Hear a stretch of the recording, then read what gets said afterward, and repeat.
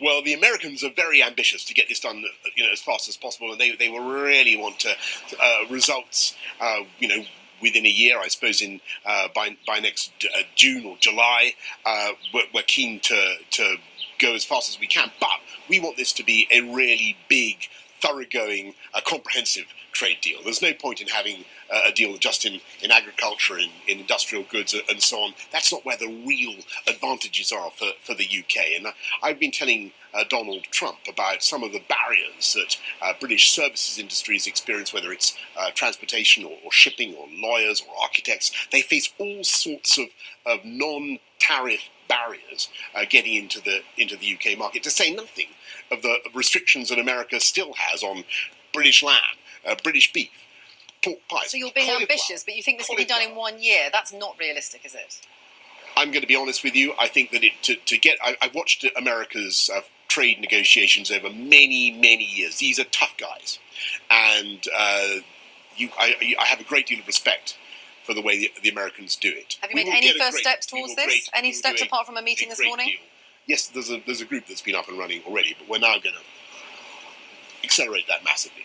And when can we see the first fruits of this, do you think? Something concrete? Well, you're pushing me to make a commitment to a date which I'm reluctant to do, just because I have bitter experience. Because you know that the experts say it can't be done in a year. It's going to take years. I'm not going to do it. Well, I think years and years is an exaggeration, but I think to do it all within a year is going to be tight.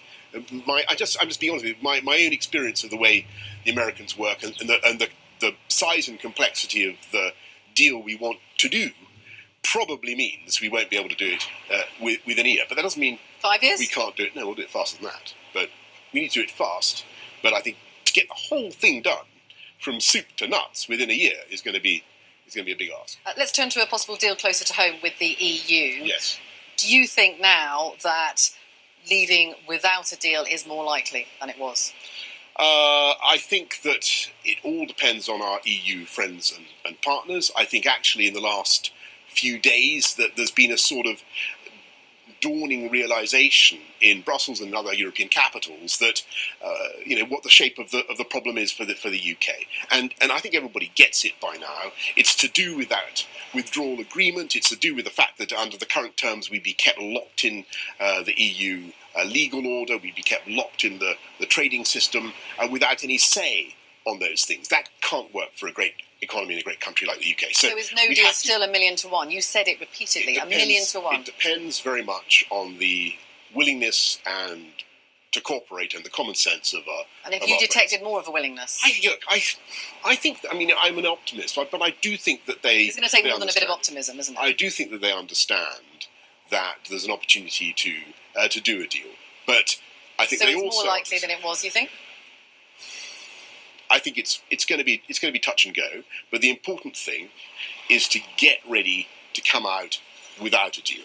Yeah, I was going to ask you about that. That is something that greatly assists us in a couple of ways. As you know, it means that it helps us to convince our friends and partners of the necessity to do a deal, but it also minimises any disruption that there may be on October the 31st. Talking of disruption, you have in the past said it's going to be a bit bumpy. People watching this want to know what that means. Well, the more we prepare, the deeper the greater the efforts that we make, and we're reaching out right now to businesses and consumer groups across the country, trying to explain what is necessary, whether it's SMEs to get them ready for the forms they may have to fill, talking to the hospitals. I mean, Matt Hancock's got the NHS in a very good state of Can you guarantee to people they'll be able to get their medicines?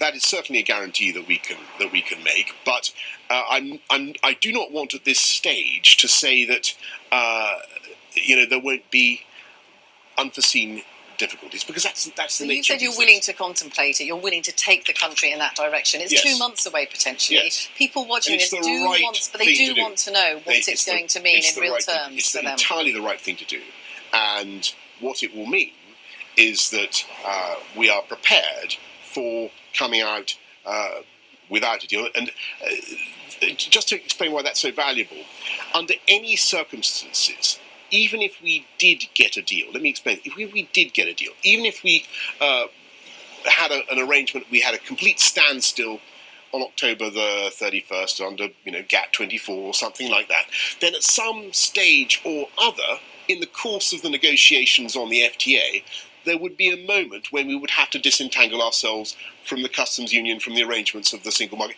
Do you see what I'm saying? So the preparations that we're making between now and October the 31st, under no circumstances is going to be valueless. They need to be done anyway. Let's get them done fast and in a professional and confident way. You're going to meet Donald Tusk. Are you prepared to say to his face that you're not handing over the billions of pounds that have already been agreed? I think he knows that the reality is, if we come out without a deal, then clearly the 39 billion is part of that deal. So how much are you willing to pay? Any of it? Well, what I've said repeatedly is that we will have substantial sums from the 39 billion, a substantial residue. But you will still pay, you're willing to pay some, 8 billion? A very substantial residue to pay for whether it's to support our rural communities, farming businesses, or all types of investments to get Britain ready for the world beyond Brexit. But the other thing about the world beyond Brexit that we don't talk enough about are the opportunities to do things differently, to regulate in a different way, to have free ports, to do free trade deals, to put our country on a different path, a less bureaucratic path. We've just been talking about growth in the G7. We've just been talking about what's wrong with the global economy. So much of it is to do with over-regulation, economies that don't have high productivity, and that aren't focusing on the real opportunities. And if we get Brexit done properly, I think it will be a big chance for us in the UK to have a change of direction and to boost growth and prosperity.